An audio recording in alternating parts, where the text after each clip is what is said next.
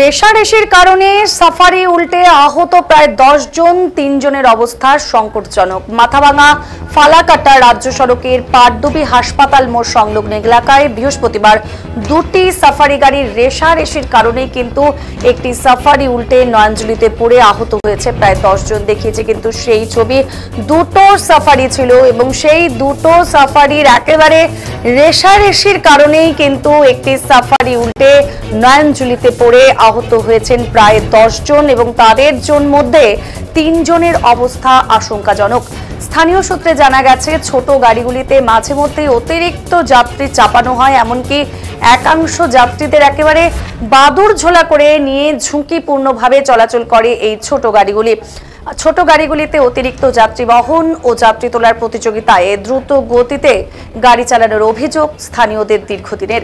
এদিনও এলাকায় মাথাভাঙা থেকে ফালাকাটাগামী দুটি সাফারি গাড়ি পাটডুবি এলাকা অতিক্রম করে প্রবল রেশারেশির জেরে হাসপাতাল পাড়া এলাকায় একটি যাত্রী বোঝাই সাফারি নিয়ন্ত্রণ হারিয়ে উল্টে যায় নয়নজলিতে। বিকট আওয়াজ শুনে আতঙ্কিত হয়ে পড়েছেন স্থানীয়রা।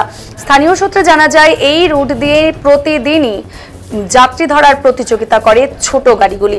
প্রত্যক্ষদর্শীরা জানিয়েছেন, ঘটনায় অন্তত 10 জন আহত হয়েছেন এবং তাদের মধ্যে 3 জনের অবস্থা একেবারে আশঙ্কাজনক রয়েছে। স্থানীয়রা তাদের উদ্ধার করে তড়িঘড়ি মাথাভাঙা মহকুমা হাসপাতালে পাঠিয়েছে। এদিকে পথ দুর্ঘটনার জেরে মাথাভাঙা ফালাকাটা রাজ্য সড়ক বেশ কিছুক্ষণের জন্য যানজটে ও সাধারণ মানুষের ভিড়ে অবরুদ্ধ হয়ে পড়েছিল।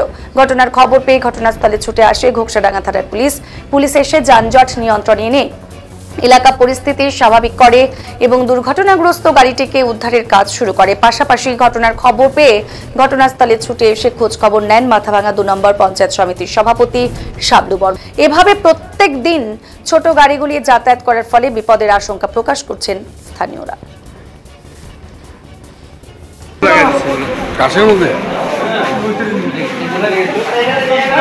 এখানে দুটো সাফারি গাড়ি প্যাসেঞ্জার দুজন মিলে পুরো কম্পিটিশন করে ফালাকাটার দিকে যাচ্ছে।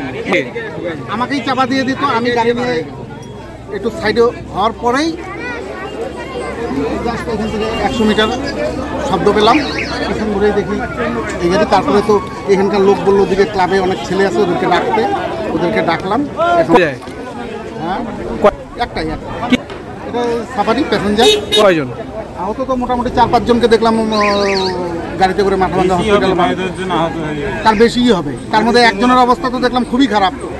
আমরা যে রাস্তায় বাস করি, মাথাভাঙা ফালাকাটা সড়ক, তার উপরে আমরা যে সমস্ত নিত্যযাত্রীরা যাতায়াত করি, এখানে আমাদের প্রত্যেক দিনে বাদুড় ঝোলা করে যাতায়াত করতে হয় এবং এই সমস্ত গাড়ির চলাচলের কোনো নিয়ম নীতি কোনো কিছুই নেই।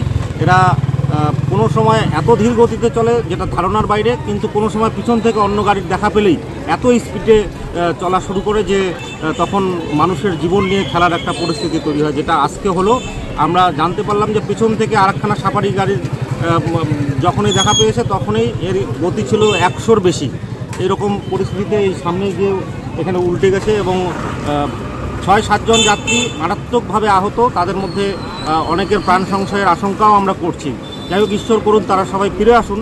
কিন্তু এই রাস্তায় যেভাবে গাড়িগুলো যাতায়াত করে তাতে অতি দ্রুত প্রশাসনের তরফে ব্যবস্থা নেওয়া দরকার এবং এই যে সমস্ত গাড়ি চলছে 20 বছর 25 বছরের পুরনো ফিটনেস ছাড়া গাড়ি, এগুলো গাড়িকে অনতিবিলম্বে বন্ধ করা দরকার। না, কোনো ব্যবস্থা নেয় না। আশ্চর্যজনকভাবে এই পুরনো গাড়িগুলো রাস্তার উপরে চলছে, তাদের কোনো কাগজপত্র ঠিক নেই, তারা কোনো নিয়ম নীতি মেনে গাড়ি চালায় না। কতজন যাত্রীর জন্য অনুমতি আছে, এরা কতজন যাত্রীকে নেয়, প্রত্যেক দিনই একইভাবে চলে, কিন্তু কোনো প্রশাসনের কোনো ব্যবস্থা আমরা কখনো দেখতে পাই না।